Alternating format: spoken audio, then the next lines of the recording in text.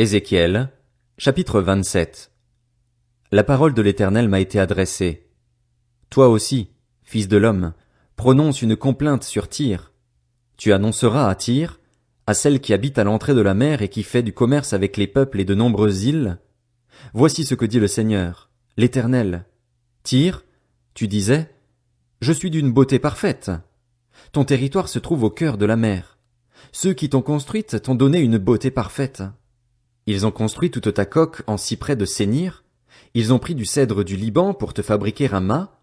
Ils ont fait tes rames avec des chênes du Basan et ton pont avec de l'ivoire venant d'Assyrie et importé des îles de Kittim. Du fin lin d'Égypte avec des broderies te servait de voiles et de pavillons. Des étoffes teintes en bleu et en pourpre des îles d'Élisha formaient tes tentures.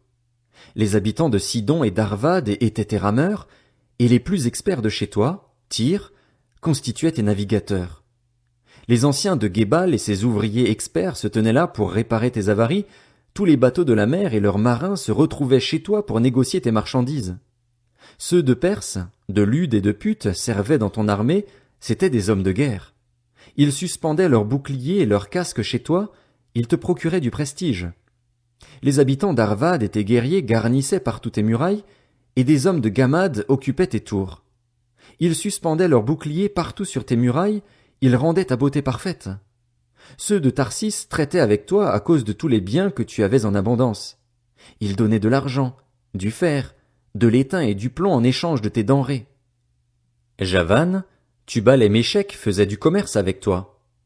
Ils donnaient des esclaves et des objets en bronze en échange de tes marchandises.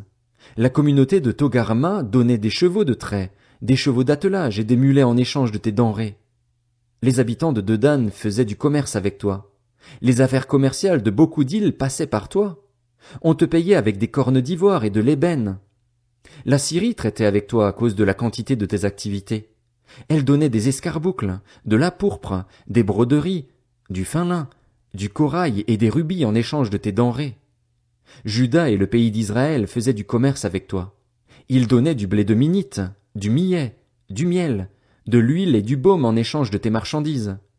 Damas traitait avec toi à cause de la quantité de tes activités et à cause de tous les biens que tu avais en abondance.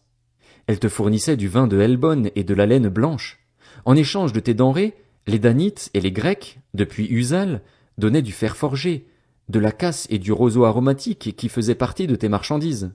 Dedan faisait avec toi le commerce de couverture pour s'asseoir à cheval. L'Arabie et tous les princes de Kédar te fournissaient en agneaux, en béliers et en boucs. Pour tout cela, ils étaient tes fournisseurs.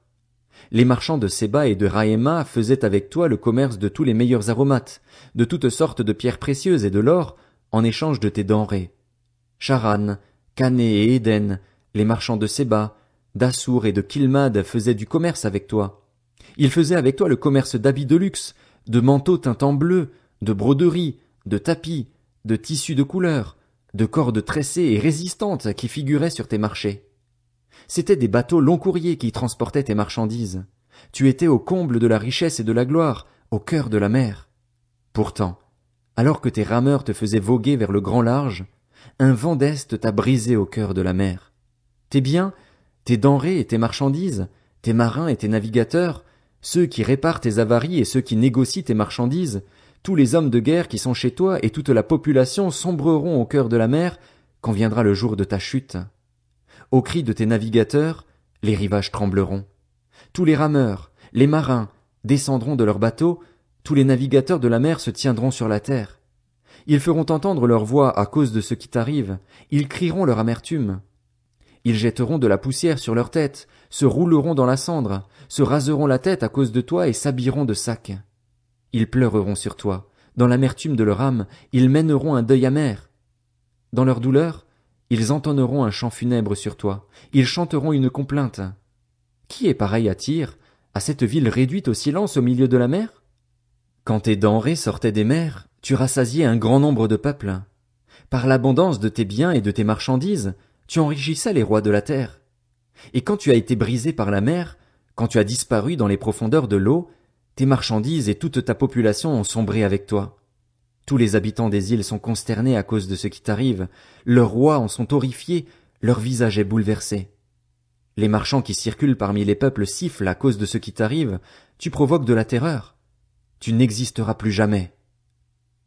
Ézéchiel, chapitre 28. La parole de l'Éternel m'a été adressée. Fils de l'homme, annonce au chef de Tyr. Voici ce que dit le Seigneur, l'Éternel. Ton cœur s'est enorgueilli et tu as dit, je suis un Dieu, je suis assis sur le trône de Dieu, au cœur de la mer. Pourtant tu n'es qu'un homme et non un Dieu, mais tu te considères au même niveau que Dieu. Tu te crois plus sage que Daniel, aucun mystère n'est trop grand pour toi. Par ta sagesse et ton intelligence, tu t'es acquis des richesses. Tu as amassé de l'or et de l'argent dans tes trésors. Par la grandeur de ta sagesse et par ton commerce, tu as augmenté tes richesses, et ton cœur s'est enorgueilli à cause d'elles.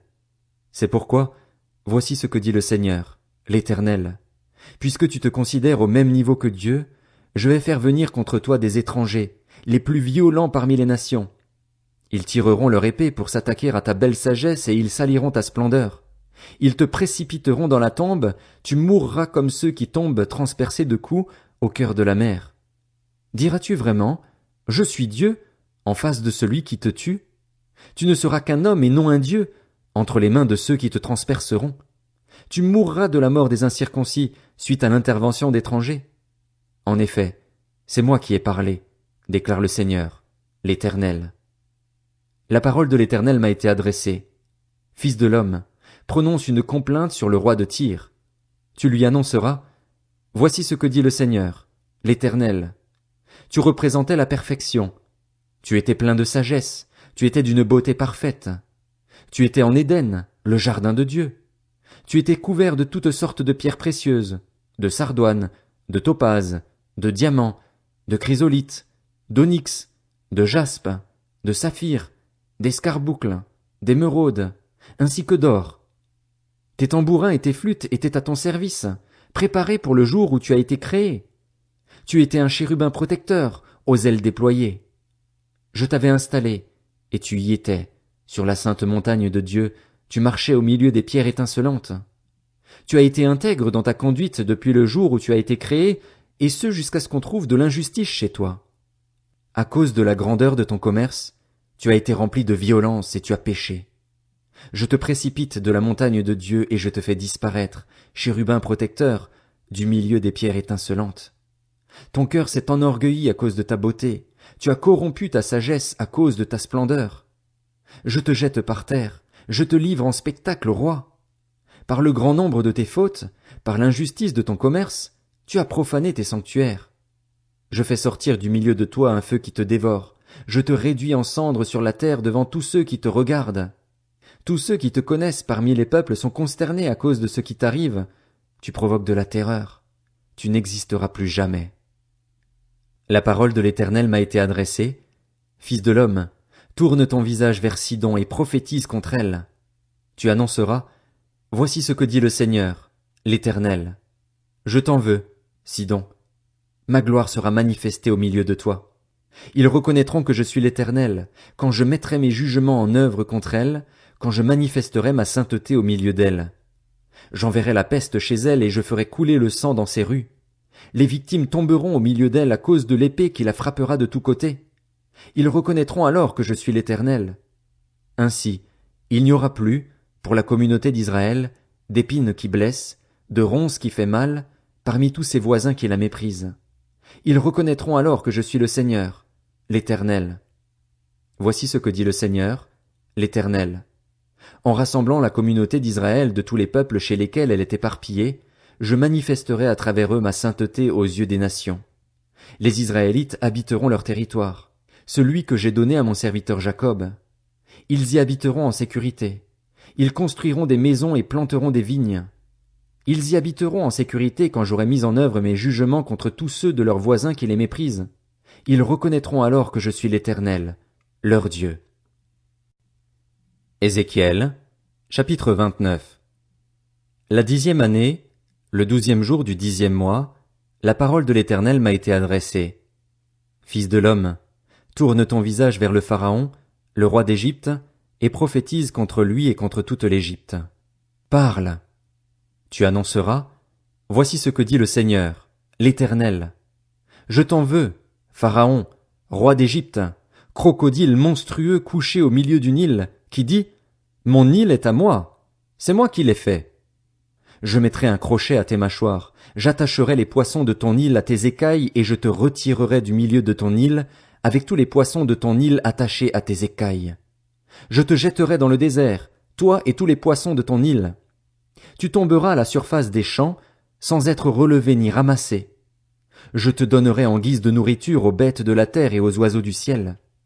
Tous les habitants de l'Égypte reconnaîtront alors que je suis l'Éternel.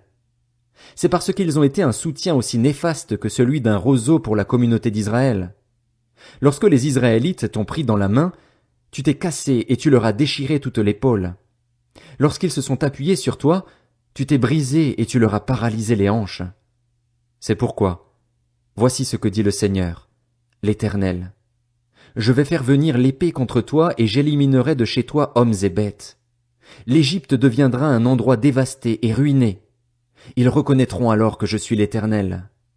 Puisque le Pharaon a dit, le Nil est à moi, c'est moi qui l'ai fait, je m'en prends à toi et à ton Nil. Je ferai de l'Égypte un endroit ruiné, dévasté et sec, de Migdol à Syène et jusqu'à la frontière de l'Éthiopie. Le pied des hommes n'y passera plus, ni celui des animaux, et il restera 40 ans sans être habité. Je ferai de l'Égypte un sujet de consternation au milieu des pays dévastés, et ces villes seront un sujet de consternation au milieu des villes en ruine, et cela pendant 40 ans. J'éparpillerai les Égyptiens parmi les nations, je les disperserai dans divers pays. Voici ce que dit le Seigneur, l'Éternel. Au bout de 40 ans, je rassemblerai les Égyptiens des peuples chez lesquels ils auront été éparpillés. Je ramènerai les déportés des Égyptiens, je les ramènerai dans le pays de Patros, dans leur pays d'origine, et là ils formeront un royaume modeste. Ce sera le plus modeste des royaumes et il ne s'élèvera plus au-dessus des nations. Je les affaiblirai afin qu'ils ne dominent pas sur les nations. La communauté d'Israël ne sera plus tentée de faire confiance à ce royaume, mais il lui rappellera la faute qu'elle a commise en se tournant vers lui. Ils reconnaîtront alors que je suis le Seigneur, l'Éternel. La 27e année, le premier jour du premier mois, la parole de l'Éternel m'a été adressée. Fils de l'homme, Nebuchadnezzar, le roi de Babylone, a contraint son armée à un effort pénible contre Tyr. Toutes les têtes sont chauves, toutes les épaules sont écorchées. Cependant, il n'a retiré de Tyr aucun salaire, ni lui, ni son armée, pour l'effort déployé contre elle. C'est pourquoi, voici ce que dit le Seigneur, l'Éternel. Je vais donner l'Égypte à Nebuchadnezzar, roi de Babylone. Il en emportera les richesses, il y prendra un butin et il la pillera. Cela servira de salaire pour son armée. En compensation de l'effort fourni contre Tyr, je lui donne l'Égypte. En effet, ils ont travaillé pour moi, déclare le Seigneur, l'Éternel. Ce jour-là, je donnerai de la force à la communauté d'Israël et je t'ouvrirai la bouche au milieu d'eux. Ils reconnaîtront alors que je suis l'Éternel.